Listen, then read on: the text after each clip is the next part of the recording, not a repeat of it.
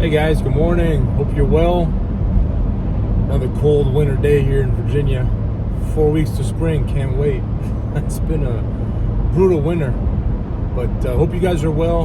And I'm keeping these videos as authentic as possible. I know, probably many of you probably want to see some more editing. It's just, I don't have the time really to professionally edit these, and don't have anybody really that could do them. So hopefully you guys are able to stick with me, and with some values of content, right, and some of the lessons I'm sharing. So today, I want to do a little video, a little different, a little more personal. About my background. I'm originally from France, and my grandfather was a baker, and he grew up on a farm, and they were in Normandy, and there were 6 brothers. And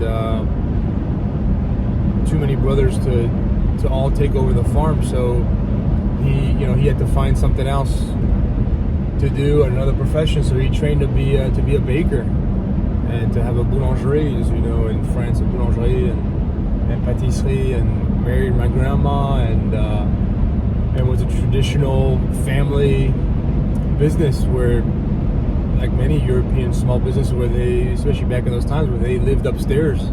So they're in a small town outside of Paris, and on the first floor was the bakery. The storefront was in the front, and the back was where they made the bread and the croissants and all the good things and pâtisserie that we all know and like about France. And they lived upstairs, and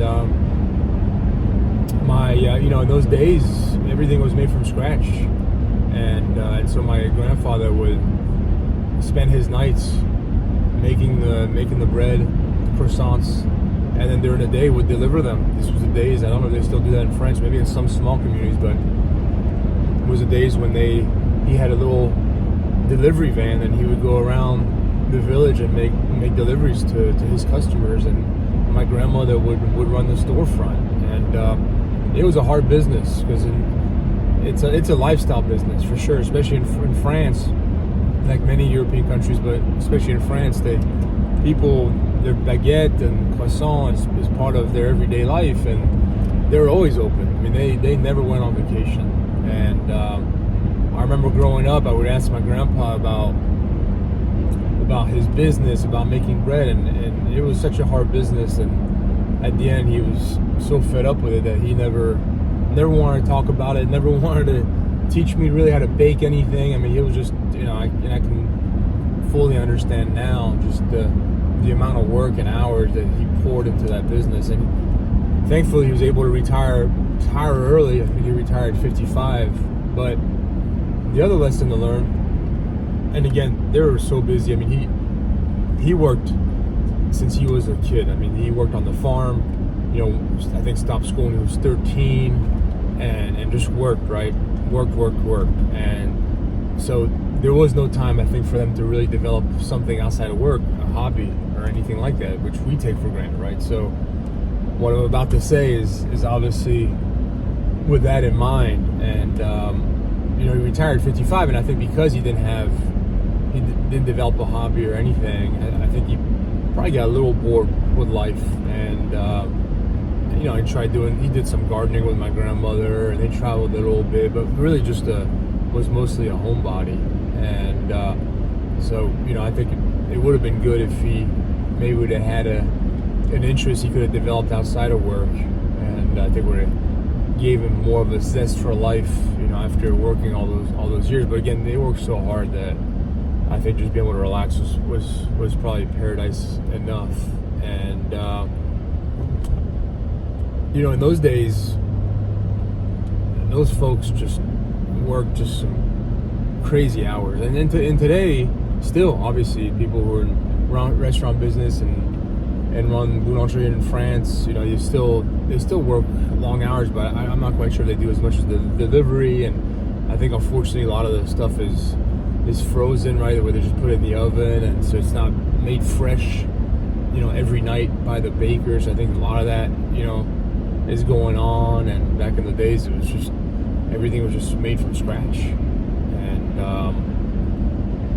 so for me, it gives me a really humbling foundation, and I think about it all the time because I'm basically 3 generations removed from the farm, right? I mean, all my ancestors from my grandpa and going back were in farming, and still today when I go visit family in France, a lot of them are still in farming, and it's just kind of hard to realize how quickly society has shifted. Also obviously the advent of machinery, it requires a lot of those people to farm as it did 2 generations ago, so that also is a part of it. And automating farming is and less labor and machinery is obviously giving others the opportunity to go and work in other industries, right? More service industry based, and that's a topic for a different video on my beliefs on that. And there's good and bad to both. I mean, I think as hard as my grandparents worked, they definitely were much more in tune to the little things in life. And one thing I learned about my grandpa is he really never complained. I mean, when I think about how hard he worked, and went through World War II, right? He was a prisoner of war during World War II, building tanks in the factory, and I know he went through that, and just war-torn country, came back, worked really hard, and so they went through a lot, but never did I hear him complain. Always had a good sense of humor. Was always kind. That's one thing I definitely learned from my grandpa. He was kind to everybody.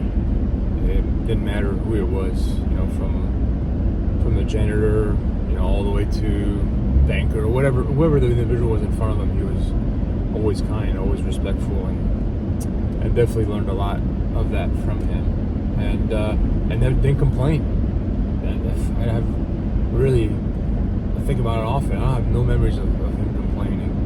When you think of everything they went through, when you think of today, you could make the argument how much easier we've probably had it. Having said that, I mean, we did go through a pandemic. We haven't been through a world war yet. That unfortunately might happen.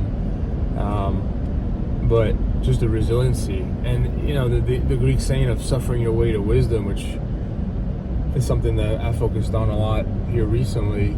There's a lot of truth to that, and truth to that of my grandparents who've went through a lot, and I would consider them pretty enlightened people, when I knew them as a kid, because they went through a lot of suffering. I think they realized what the important things were in life, and they didn't bicker or complain about the little things, where I think, unfortunately, in this society that we're in now, a lot more of that happens. I don't think we realize how good we've had it. Hopefully COVID, I know for me, and even before COVID, I was of that mindset, just with, immigrating to a different country and being an entrepreneur and everything that I've gone through. But, COVID reminded me again, just kind of the important things in life, and hopefully did that for many other people. But I still see a lot of people complain, and especially in America, obviously it's been a tough, unfortunately divided country a lot, right, in the media the last several years. But I believe there's still a lot of gas left in the tank, and still plenty of opportunities, right? The American dream is still alive. Is it a little, is it a little harder? Is it less prevalent? Maybe, but it's still there. It's more so than it is in Europe for sure. And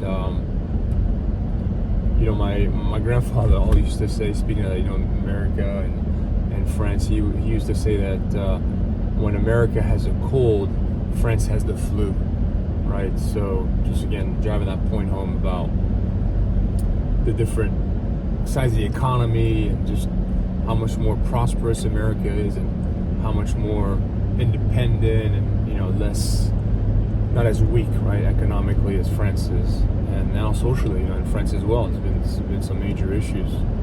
So, these are all lessons that I learned. I think about a lot about my grandfather, and where he came from, what he went through, and the teachings that he indirectly gave me. I mean, he verbalized a lot of these things. Well, some of them. I say a lot. I should take that back. That's, some of them, but I think just leading by example. I think there's another lesson to be learned there as well. Just kids pick up on that, leading by example and having the right energy. And I learned a lot from him just watching him, not necessarily having him tell me things, just him leading by example. And there's a lot of truth to that. And so,